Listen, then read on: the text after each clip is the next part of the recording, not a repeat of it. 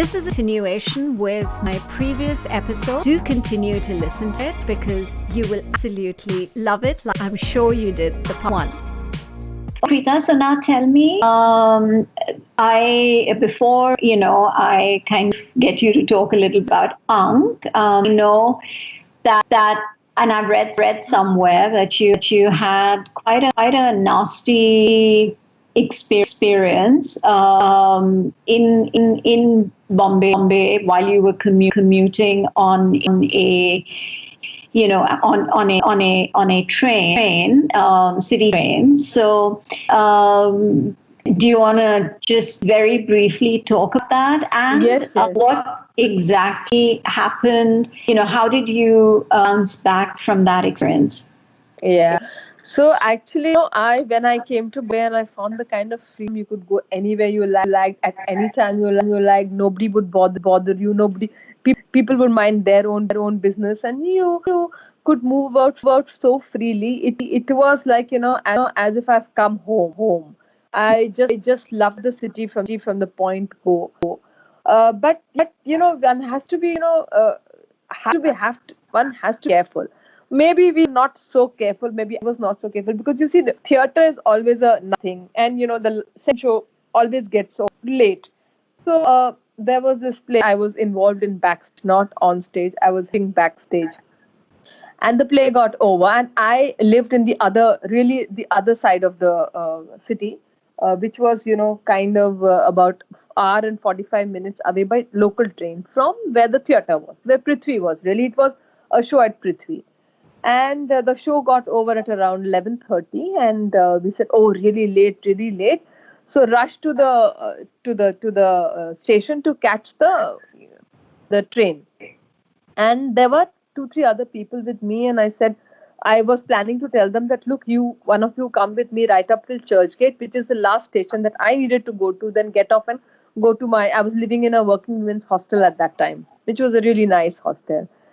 So, but because as soon as we landed on the station, there was this train about to chug out. So we said, "Oh, let's catch this." So when we ran, we got into different compartments. So I couldn't tell them that you please come with me because it's really late and I'm a bit apprehensive. So anyway, I said I'll manage, and I got into a general compartment which was really full of people at that. It was like really crowded at that point of time. But by the time we got on to like 3 stations before my stop, it got almost completely empty. And I was a little apprehensive because, usually I was never so alone in a compartment. But there were two, three other people. And then just one station before my station, it became completely empty except for one man who was at the other end, and I was at this end of the bogie. And then, just as the train was chugging out, one guy who had got off just got on again and stood at the door. And I don't know what made me, but I just felt a little apprehensive. So I was reading this book, The City of Joy, that about Calcutta. Yeah. Just put it in my bag and went and stood at the door near this guy. I don't know why I did that. Because I felt that, if there is a problem, then I can jump out. Or if he comes in, then I won't be able to get out. I don't know. I just wanted to be near the exit or something. So I went and stood there. And as luck would have it, between the two stations, there was a signal. Sometimes the train stops there. And this train did. And when it did, it's like stopping in the middle of nowhere. There's just a road across. There's a railing, and then there's a road. And on this side, on the other side, obviously it's the tracks, and there's nobody there. And there was this other man standing at the other end of the compartment. Right. So while we were waiting for the train to start again, this man moved towards me. And I thought, what is he trying to do? He's trying to probably snatch my bag and jumped out. So I moved a step back. But then he didn't snatch my bag. He just moved towards me and then he jumped out. And I didn't realize that he had actually touched me. And the bag was also intact. So I was wondering, why did he step out? But I must have exclaimed because the other man who was standing on the end of the compartment came running. And he said, Why are you standing here? You should have been standing with me. And I'm wondering why this man is yelling at me. What the hell is wrong? Right. And then the guy stepped in, the one who had jumped out. That's what I thought. The one who jumped out, stepped in again into the compartment and showed us a knife. Now Showed we realized we're getting mugged. right. So Both this of you man, showed both of you the knife. yeah. Hmm. So this man, before he could even say anything, the other man who was standing in the other side of the compartment and who had come running, said, "Listen, whatever you want, you take. Don't touch her. You want anything, you take from me." I mean, he said this. Right. And I'm just looking at him unbelievingly. I said, "What is happening?" I'm like, Right. I was lost. So he gave that guy his money, his wallet, and then he told this man, the guy wielding the knife, told this other man, who was Mr. Agarwal, by the way, that Right. tell her to give her watch. And I didn't realize that I was just holding my stomach and standing. So Right. this man said, please give him your watch because otherwise. So I just put my hand out to open my watch, and then we saw the blood. Oh gosh. Yeah, so then I realized that when that guy had moved towards me before jumping out, obviously he'd struck me. Right. I But you hadn't didn't even feel seen that anything. instrument, nothing, And and you didn't no pain. feel right. So then he just took the watch. He grabbed the watch. By that time, the train gave a jerk to about to start, and he jumped out, and the train landed up at the last station, which was Churchgate. Right. And then this man kept talking to me. What has happened? What has he done? Don't worry, I'll take you to the police, and we'll go to the hospital. And he kept on talking, and I'm not even registering what he's saying. And Yeah. I'm thinking, "Okay, what is this? Maybe he had something in his hand and he struck me. So Right. maybe it's a scratch. So I'll have to go home and get a band-aid or something. I hope there's a band-aid in the hostel, Right. or wake up my friend and do something. All this is going through my head. And then he said, no, let's first walk we have to go and tell the police. So because obviously we've been mugged. And as I'm walking towards the police who was sitting at the end of the platform, I started feeling this weakness in my limbs, suddenly, as if I'm not able to walk. The last few steps are very difficult. Although no pain whatsoever, no pain whatsoever. So it's very difficult to comprehend that suddenly this energy is leaking out of you and you're not feeling any pain. So then the police said, okay, sit. There were 2, 3 guys sitting over there. And then they started asking us what was happening. So Mr. Agarwal is trying to explain. And by this time, I'm like losing energy.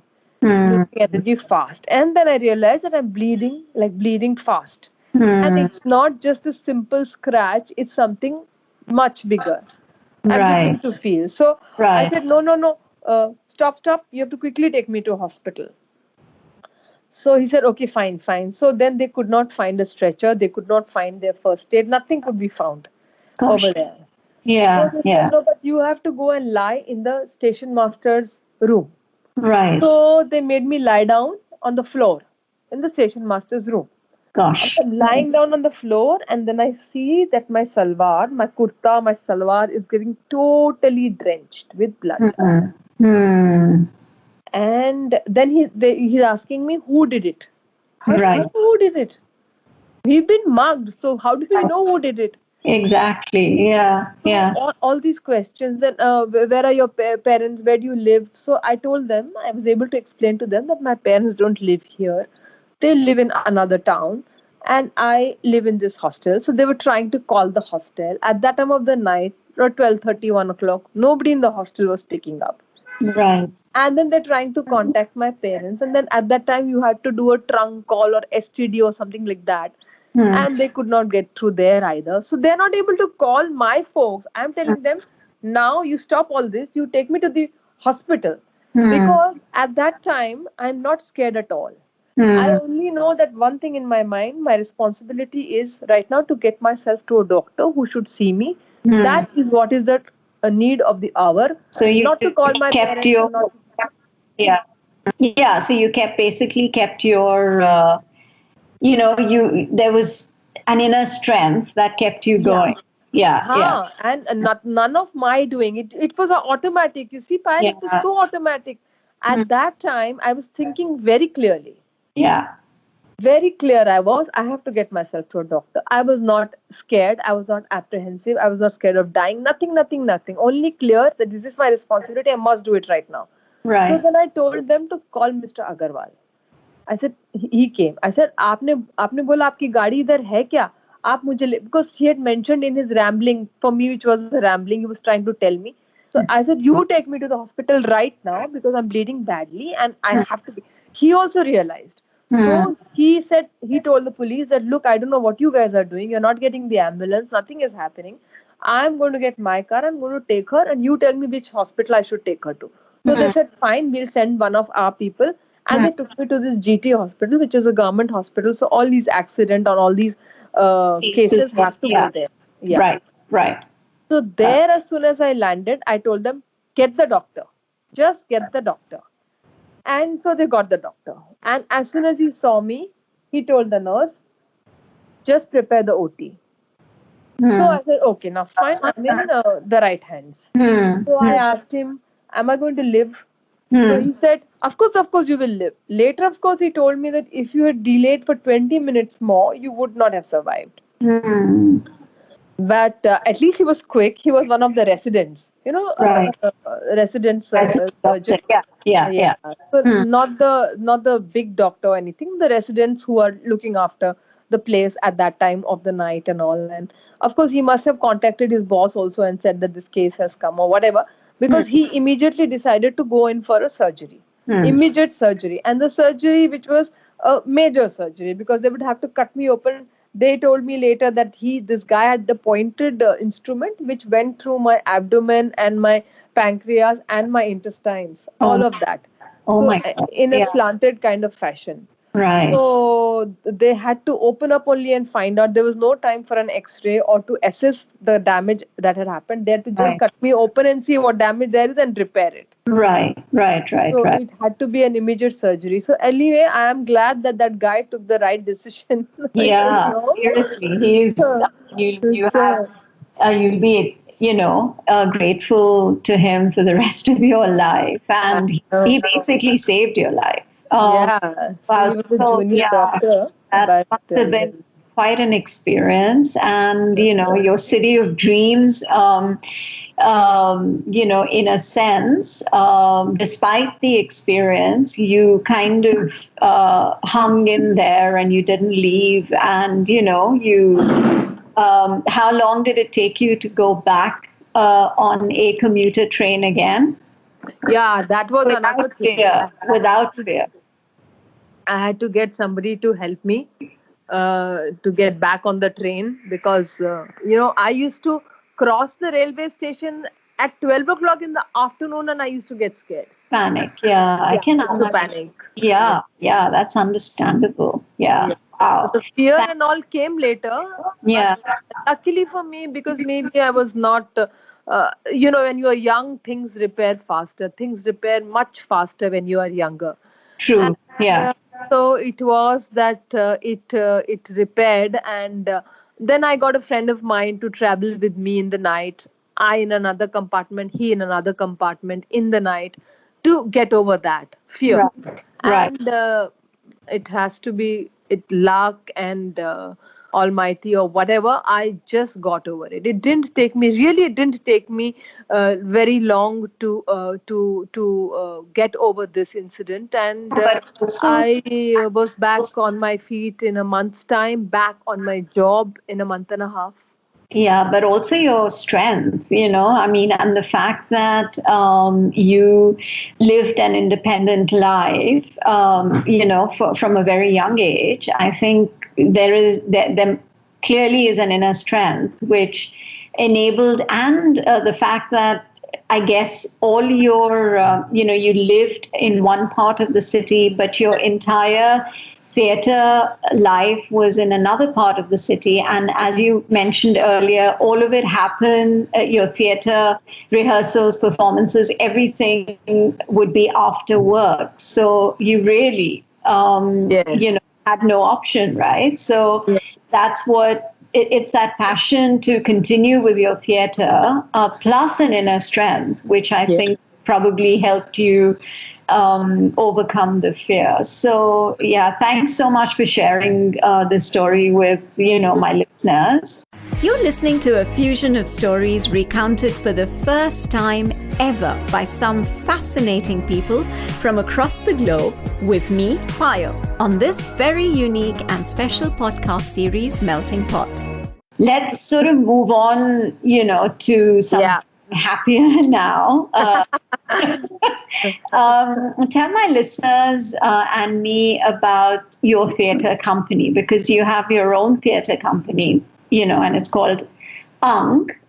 So do very, quickly tell us about Ankh and what it stands for, and what is the kind of work that you are doing with Ankh, and what kind of a future have you sort of foreseen for Ankh, because that's a part of your life, right? What I understand, after 30 odd years, you've also finally taken, broken that cord, and you no longer have a corporate job to sort of run every morning. Am I right? Yes. Yeah.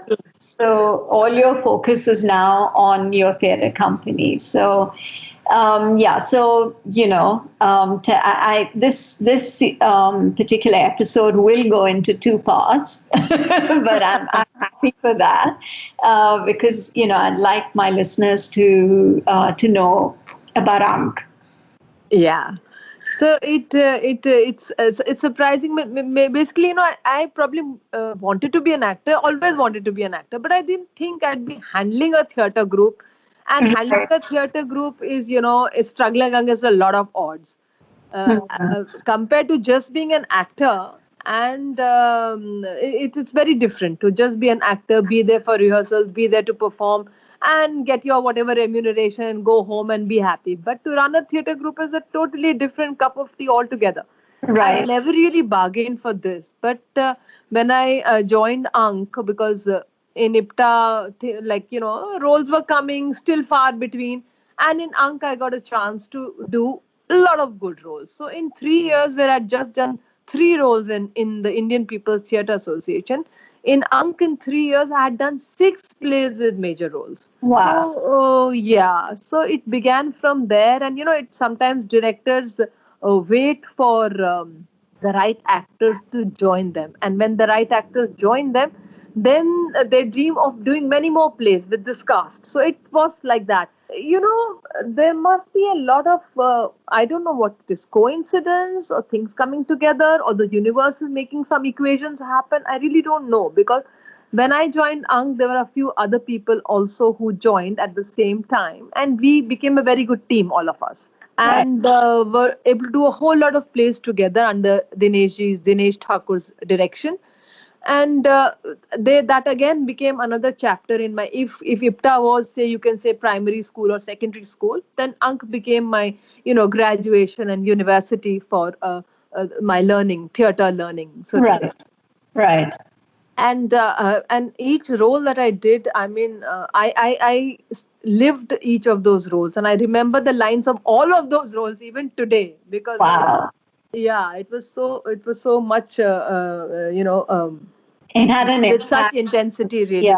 Yeah. The corporate life was going on. Luckily for me, in the corporate world, the kind of bosses I had some kind of an inclination towards art or whatever.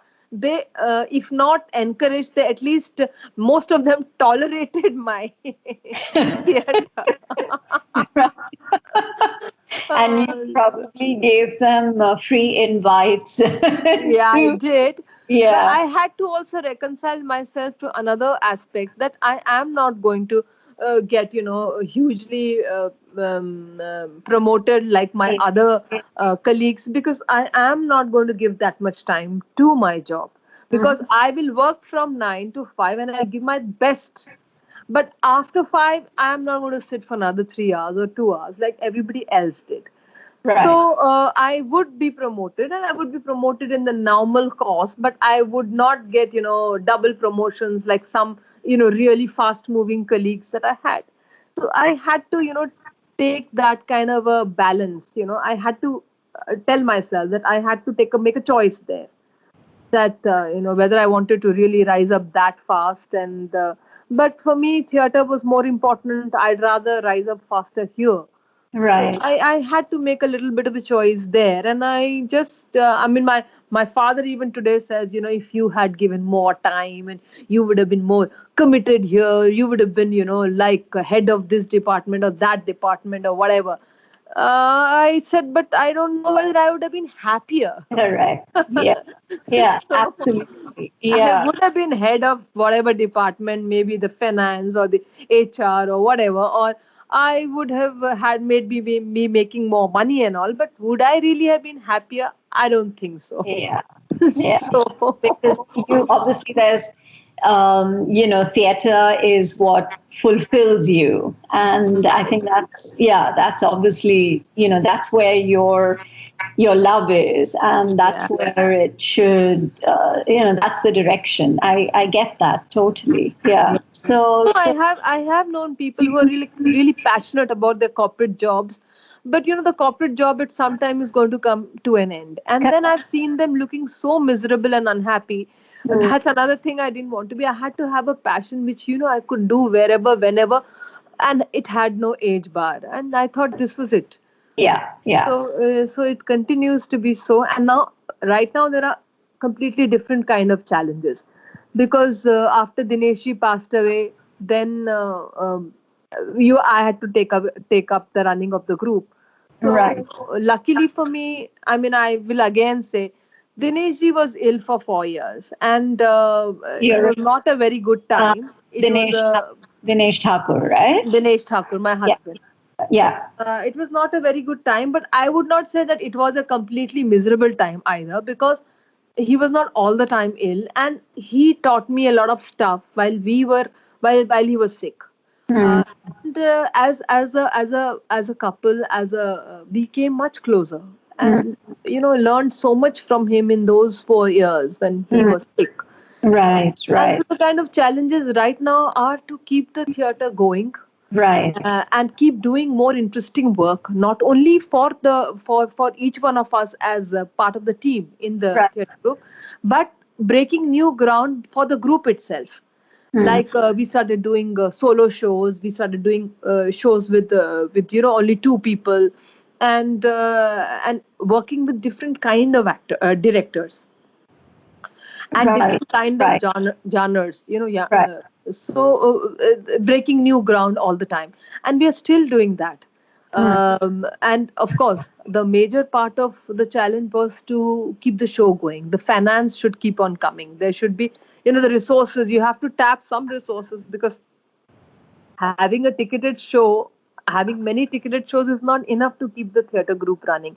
In Yeah, any country, I think that is a problem, yeah, and in absolutely. India more so, Hmm. because we don't have that many theaters, Right, conducive theaters, and that many dates in the theaters which are really viable theaters. So right, that right. continues to be a challenge, and then also to keep the flock together, the team together. We've Yeah, got good theater, we've got good actors, but they must stay there and they must give their best to us. yeah. And So also, there has to be a newness all the time, because you have to keep reinventing if you want your actors as well as the audience to stay engaged with you. I think you have to keep reinventing. absolutely, you're right, Payal. Every role that you do, every new play that you do, you have to reinvent yourself. You have to start with a blank page for every new play. Yeah, You have to tell yourself, okay, I have this experience. I'm a good actor. But let me forget all this. Let me understand what is required now in this play. Who is this character that I'm doing? So right. you have to reinvent and try to go out of your way to do out of your comfort zone. Do things which you've never done before, Hmm. things which you know are going to be problematic for you. Right. And You then know how do you overcome that? That's a challenge. Yeah, correct. Yeah.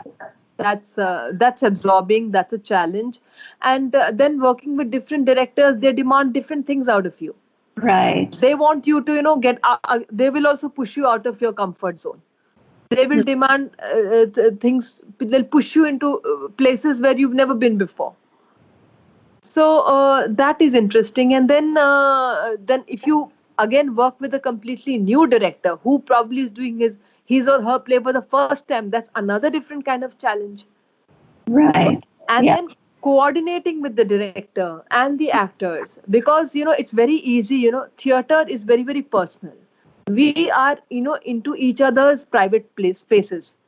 So if people are used to working in a certain way, and when they get into a team, they have to work differently.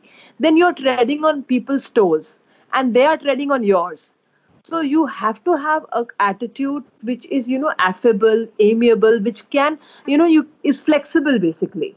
Right. And then You that's how can't say you bring out people, right? yeah, Yeah, and the best in people, I guess. invest in people. Yeah, yeah, yeah, yeah. No, that makes a lot of sense. Yeah, interesting. There is in a lot of room for disagreement. There is a lot of room for all kinds of squabbles. So you have to make your way through all of this and people's egos, Yeah, all of that. So yeah, it's a different kind of world. But if you have to get something going, something beautiful, something creative, put it up there, something beautifully creative, you have to balance all of these things and find your way through it. yeah, yeah. And So then true. the Yeah, other thing we thought was I thought was that we've got to train people, because if we need to keep having good actors, people they need to be trained properly. hmm. I have had a different kind of background, a different kind of training. I learned as I went along, and I got those enough opportunities to learn. Right, But I see a lot of actors now coming, and they don't learn because they don't have that kind of attitude. They feel that, oh, they've got this role, they've learned. right, There's so right, much they do not know. So right. we've started these workshops where we give a systematic training to people. Hmm. But And is it specific to theater, or it could, I mean, they could also, with this training, get into television or cinema or whatever? absolutely, they can get into television, they can get into cinema, because when you're acting or performing on TV and you're performing on film, then there are enough technical people to tell you how you must be facing, how you should be moving, because the movement there is totally different. Correct, correct. Yeah, yeah. But the emotional quotient is very much the same. Hmm. And the emotional quotient that theater trains you for is what is going to come in great use on TV and in cinema, because there they are not going to train you on the emotional quotient. Right. They'll tell you on the technical aspects, they'll teach you the technical aspects, but the emotional quotient they will not be able to give you. So, if the most important thing in acting, the emotional quotient, that you can get only from theater. Right, right. Yep, yep. I get that. Yeah. Wow. So the That's work. So we started these workshops, hmm. and it's interesting because although we are training people, we also get to learn a whole lot. I mean, I've got a couple of my colleagues also. I've involved them also into training people, and I get to learn so much more. I am beginning to explore a lot more about literature. Hmm. And now I have picked up stories, and it's stories we've picked up because we've been picking up stories to train people. So we've picked up interesting stories now to do dramatized readings, in especially in these COVID times when we are all Right. stuck at home. Yeah, yeah. So we're using that experience to train and to do dramatized readings. And when this whole COVID thing gets over, it's going to be a different world. I don't know what we are going to do. We have to think about that now. Yeah, yeah. This, I guess, this time is allowing you to reflect and see, depending on how things pan out, for you to see if you can, change things around, and yeah, and Yeah. adapt to the new way of life if there is going to be a new way of life. So yeah, no. Thank you so much, Preeta. I mean, it's just been a very riveting conversation, and it's been really interesting to hear snippets of your life, because clearly these are snippets, but very interesting snippets. And, I wish you all the luck. And, I hope Ankh goes from strength to strength with your leading the whole group. And just keep experimenting, keep trying, within your world, keep trying different things. And I'm sure every stage is going to be a new learning. Absolutely. Forward to all the new things that Ankh and you are going to bring for us. So thank you once again, Preeta. Thanks, Payal. Lovely to be chatting with you. Yeah, likewise. Okay. We'll be in touch, yeah. Okay, yeah, we'll be in touch. Okay, thank you. Bye. Bye, dear. Bye. Bye.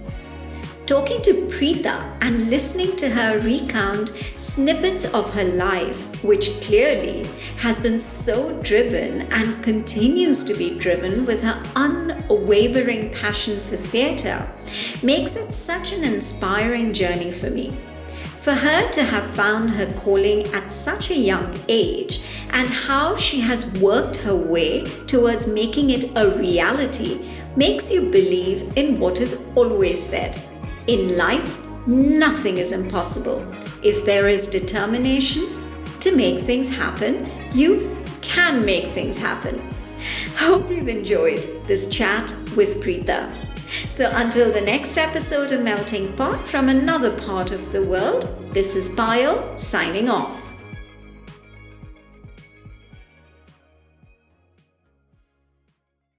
For her to have found her